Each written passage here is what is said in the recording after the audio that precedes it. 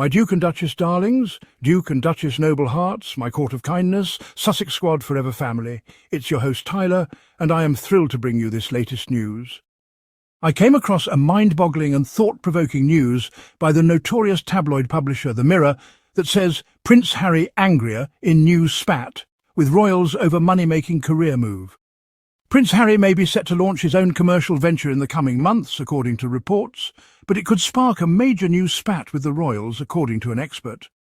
It further states that while Meghan Sussex has been enjoying the spotlight with the launch of her as-ever business, the Duke of Sussex seems to have taken a more subdued role as the couple appears to be exploring separate career trajectories. However, rumours suggest that this might soon change as Harry seeks a new purpose. But Jenny Bond, former BBC royal correspondent, cautions that if Harry chooses a profit-driven path, he could face challenges. Speaking to The Mirror, she said, "Personally, I think this commercial route opens him up to all sorts of accusations of trading on his royal status, which would make him an even angrier young man than at present. Let's dissect this absurdity, folks." Prince Harry is back in the headlines. Not for scandal, not for drama, but for something truly outrageous. Trying to earn a living like a normal person. Cue the royal fainting couches and the pearl clutching from the usual suspects. Despite the constant side-eye from the British tabloids, who act like Harry personally cancelled Christmas, the Duke of Sussex is out here doing what royals almost never do, building something for himself. According to Forbes, Harry is doubling down on his mission to mix business with purpose, walking that savvy line between making an impact and making a paycheck. Basically, he's gone full CEO with a conscience, and we're here for it. He's even brought in the big guns, hiring Method Communications to help steer the ship. That's right. Prince Harry just got himself a PR upgrade, and somewhere in a dusty drawing room at Buckingham Palace, a corgi just gasped. Of course, not everyone is cheering. Enter Jenny Bond, former BBC royal correspondent and unofficial president of the Harry Should Just Sit Quietly and Look Regal Club. Bond warned that Harry's venture into capitalism might make him an even angrier young man than at present. Which is weird, because last we checked, building businesses, supporting mental health causes and raising his kids in peace sounds more like healing-era Harry than rage-fueled royal. And let's just address the whole trading on his royal status argument. First of all, duh. He is royal. You can't exactly pretend to be a plumber from Croydon when you're literally Prince Harry. That's like blaming Paul McCartney for people still calling him a Beatle. Here's the truth. Harry's just trying to make a living. As a non-working royal, he's not mooching off taxpayer money or lounging in gold-plated luxury. The guy's got bills, a family and security costs that would bankrupt a Bond villain. And instead of asking the Crown for a handout, he's building his own brand. Respectfully, strategically, and with actual purpose. The critics love to scream hypocrisy whenever Harry does anything other than disappear quietly into the California mist. But what they don't want to admit is this.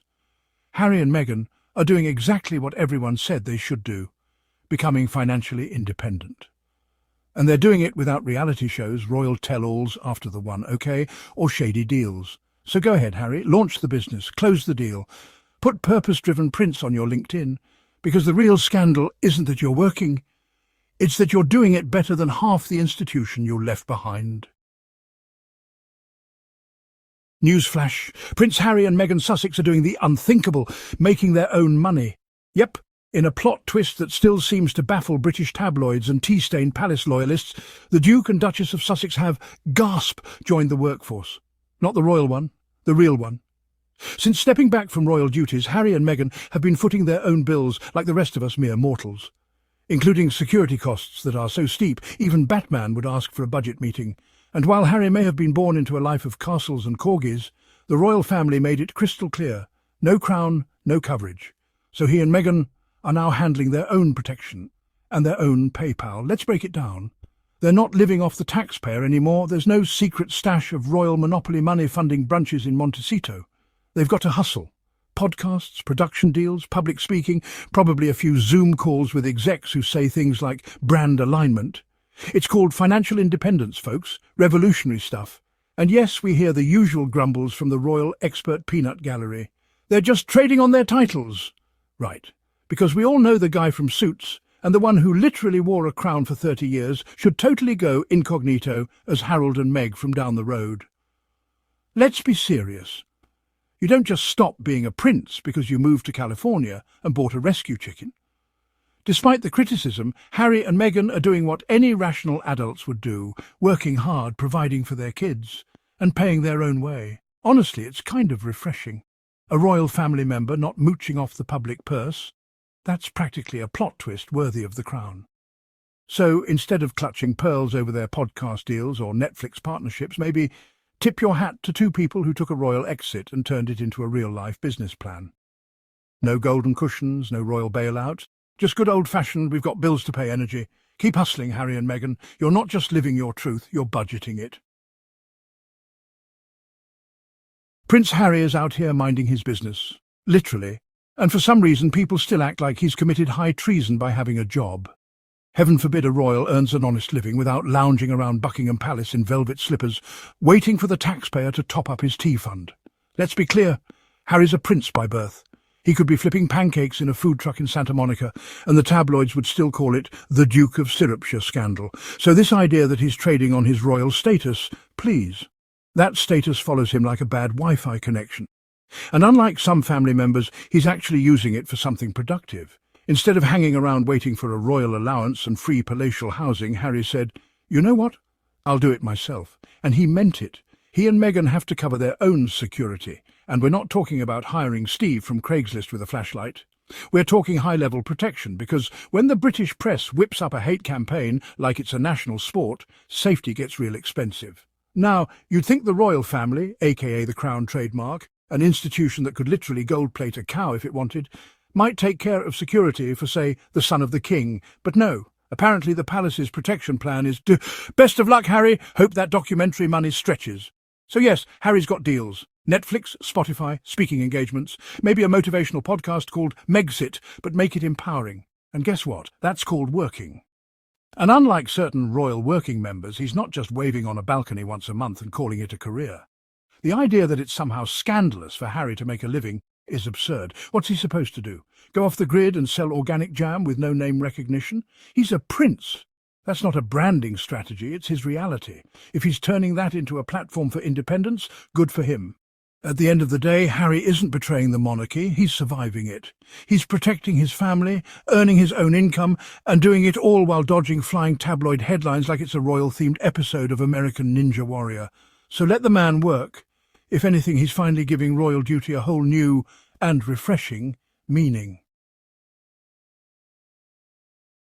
Prince Harry is out here doing the unthinkable, making his own money and not asking the royal family or British taxpayers for a single gold-plated penny. And for reasons known only to bitter tabloid columnists and Piers Morgan's therapist, this is apparently very upsetting to some people. Let's be real. The minute Harry inked his Netflix deal, the pearl-clutching began. "He's trading on his royal name," they cried, while simultaneously devouring every detail about his life and refreshing the Daily Mail homepage like it's a sport. Spoiler alert, he's a prince. He is the brand. What do they want him to do? Open a hardware store under the alias Harold from Sussex? Critics love to float this fantasy where Harry goes broke, regrets everything, and comes crawling back to the palace like it's the royal version of a Hallmark movie. Hate to break it to them, but that plotline is cancelled. Harry's busy being a husband, dad, mental health advocate, media mogul, and occasionally a man brave enough to wear a pastel linen suit on daytime TV. The truth? They're terrified. Not of Harry failing. They're terrified of Harry winning. Every successful deal, every paycheck, every new project proves that he doesn't need the palace machine. And that scares the royal PR industrial complex more than a Meghan Sussex TED talk on independence. Harry's not playing their game. He's building his own. With Spotify, Netflix, Invictus, Archwell, and whatever he dreams up next, he's not just surviving, he's thriving. He's not the cautionary tale, he's the blueprint. And let's talk about financial independence, shall we? It's not scandalous, it's adulting. When most people grow up, they stop relying on family handouts and figure out how to pay for Wi-Fi and oat milk. Harry's just doing that on a global scale with a few million more Instagram mentions. If anything, Harry deserves a standing ovation. Not for escaping the royal family, but for doing it without crashing and burning like every hater predicted. He didn't flail, he didn't fall, he flourished. So keep going, Harry. Keep stacking those deals, building that empire, and sipping your green juice in Montecito while the headlines write themselves. Your independence isn't a threat, it's a power move. The only people mad about it are the ones who no longer get to control the narrative, and that's the real scandal.